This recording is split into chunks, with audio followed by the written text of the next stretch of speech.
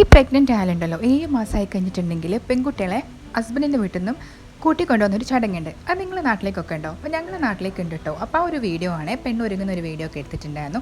പിന്നെ അതിനുശേഷം ഇതാ ഫുഡിലോട്ടേക്കാണ് കിടക്കുന്നത്. ഫുഡിലേക്ക് ഫസ്റ്റ് തന്നെ കാണിക്കുന്നത് പുഡിംഗ് ആണ് കേട്ടോ. ഇതൊക്കെ പെണ്ണിൻ്റെ വീട്ടുകാർക്കുള്ള ഐറ്റംസ് ആണ് കേട്ടോ. പിന്നെ ബാക്കി നമുക്ക് കൂടി കഴിക്കാം അങ്ങനെ. പിന്നെ കേക്കും അതുപോലെ തന്നെ ഓർഡർ ചെയ്തിട്ടുണ്ടായിരുന്നു. പിന്നെ ഈ ഒരു മീൻ അങ്ങോട്ട് കരിമീൻ അങ്ങോട്ട് നിറയ്ക്കുന്ന ആ ഒരു സംഭവമാണ് കേട്ടോ.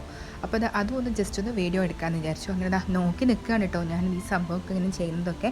പിന്നെ അതിനുശേഷം അല്ലാതുള്ള ഫുഡും കാര്യങ്ങളൊക്കെ ഉണ്ട്. അതായത് നമ്മുടെ ചോറ്, ചിക്കന്, ചെമ്മീൻ അങ്ങനെയുള്ള ഐറ്റംസ്. അപ്പോൾ അതും കൂടെ ഒന്ന് ജസ്റ്റ് ഒന്ന് വീഡിയോ എടുക്കാമെന്ന് വിചാരിച്ചു. പക്ഷേ ഇതൊന്നും എനിക്ക് കഴിക്കാൻ പറ്റിയിട്ടില്ല. കാരണം ഇത് വീഡിയോ എടുത്തിട്ട് തന്നെ കണ്ടിട്ട് വയറൊക്കെ ഫുള്ളായിട്ടുണ്ട് കേട്ടോ. കഴിക്കാൻ തന്നെ വയറ് ഫുള്ളാവാന്നൊക്കെ കേട്ടിട്ടില്ല അതുപോലെ. അപ്പം ചിക്കൻ ബിരിയാണിയും അതുപോലെ തന്നെ ബീഫ് മന്തിയൊക്കെ ഉണ്ടായിരുന്നു. പിന്നെ അതൊക്കെ തട്ടി വിട്ടിട്ടുണ്ടായിരുന്നു. അപ്പോൾ ജസ്റ്റ് ആ ഒരു വീഡിയോ കൂടി അങ്ങനെ എടുത്തിട്ടുണ്ട്. പിന്നെ അതൊക്കെ കഴിഞ്ഞ് പിന്നെ അവിടെ ഉള്ളൊരു ഫുഡൊക്കെ കഴിച്ചു. ജസ്റ്റ് ആ ഒരു വീഡിയോ എടുത്തിട്ടുണ്ട്. പിന്നെ ഒരു കേക്ക് കട്ടിംഗ് ആണ്.